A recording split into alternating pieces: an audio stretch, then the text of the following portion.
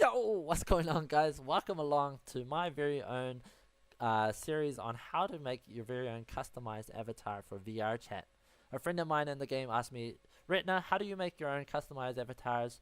I'm having trouble using 3D software. It's my first time. I'm not sure how to use 3D software. And I thought, why not make a video that can help many people all at once? So this video, if that sounds like you, this is going to be the perfect series for you. We're going to take it from the very beginning stages of how to use a 3D, use 3D software, getting yourself familiar, all the way through to getting your character into VRchat with the animations walking and so on. So without any further ado, let's get started. There's a few things you're going to need for this tutorial. We're going to need two programs. We're going to need Maya. I've got the 2018 version. You can get that from autodesk.com and create an account. Go ahead and download the software. And the same thing goes with Unity, which is the game engine, the gaming engine that VRchat uses for the game. So I'll leave some links in the description. You can pause the video, go off and download those two things before you get started. And then I'll see you guys in the next stage, alright? Cheers. Alright, cool. So once you guys have got all that sorted, just go ahead and open up Maya. If it's your first time, no worries. We're going to go right from the very beginning. So I've already opened up mine. And you'll get to a screen like this. You may have a few tips and tricks that pop up at the very beginning. You can go ahead and close it, and you should get to a screen that looks kind of similar to this. Cool. So here we are with Maya open. Welcome to the 3D world. This is where most of the magic happens in 3D. I'll just go through a few display screens here, the few panels. So this first screen here is your perspective view, or just where everything happens really. On the left hand side here, you've got your outliner, which we won't really focus on, but this is just where all of your items will be stored. On the a bit further left, you'll get your tool selections, such as the select tool, the move, the rotate, and the scale tool.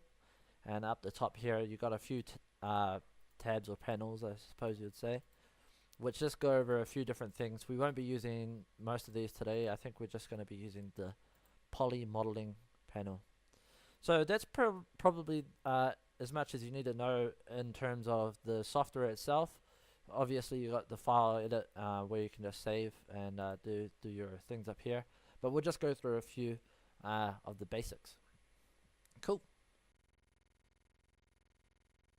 Alright, so we're on to where we get started. How do we move the screen or the scene? How do we change it or like look around our 3D environment so we can actually use the software as we want? So it's very basic. There's three functions to move the camera around, and they're all use the Alt key on your keyboard. So what you want to do is hold the Alt key down, and then left click will give you this option, which is the rotate option. There you go, just have a play around with that. Alright, the next option here is the right click while holding down the Alt key again. That's going to give you the zoom function, in and out, basic.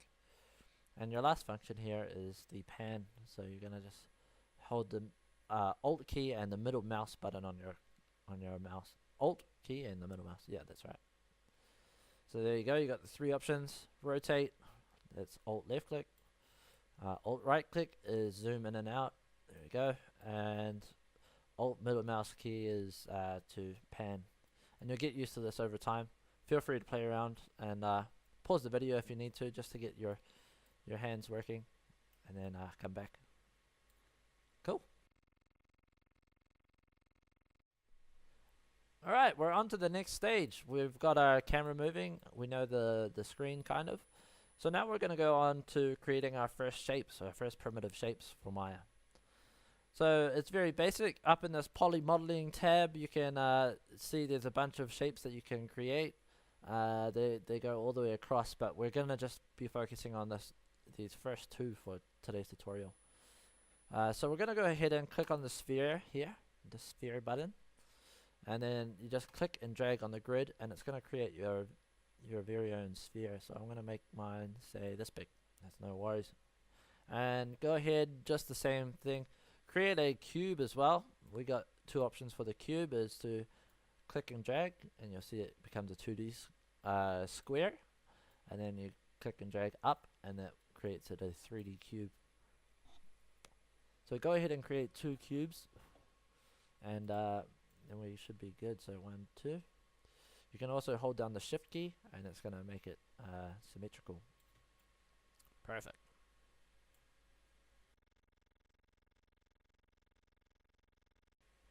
Alright, so on to the next stage. We want to learn how to use these move, rotate, and scale tools. This is pretty much the most of the 3D program that we're going to be using for this tutorial to get our character in the game and running. So what I want us to do, we're going to focus on the sphere for now. The mission for today is to get the sphere placed on top of this cube. So how do we do that?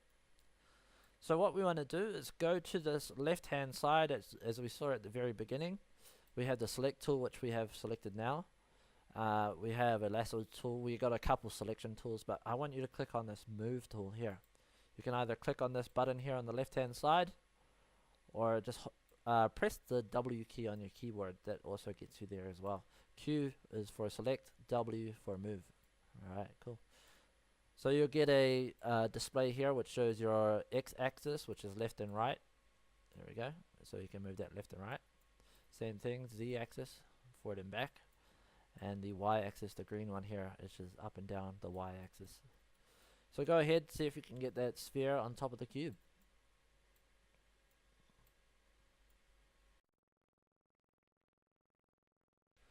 Alright, congratulations guys, you got your sphere on the top of the cube, which is awesome. Congratulations. So now we're focusing on our next tool here, which is our rotate tool. So our mission for today is I want this cube to be on top of the sphere, but I want it to be balancing on this bottom left hand corner of the cube. So how do we go about doing that? So what we want to do is go ahead and select the rotate tool here. You can either click on it or press the E key on your keyboard as a shortcut. And we're going to just use these axes you can see that come up on the display here, and kind of see if you can get it to where it's that bottom corner is facing the ground. Okay, so you'll see what I mean in just a second. I've got it to about this point, and then go ahead back to the move tool, move it up, across, and we're going to try and get it placed on top of the sphere so it's balancing there. It's going to look pretty impressive, trust me. 1, 2, 3, and voila. Pretty much covers our rotate tool. On to the next one.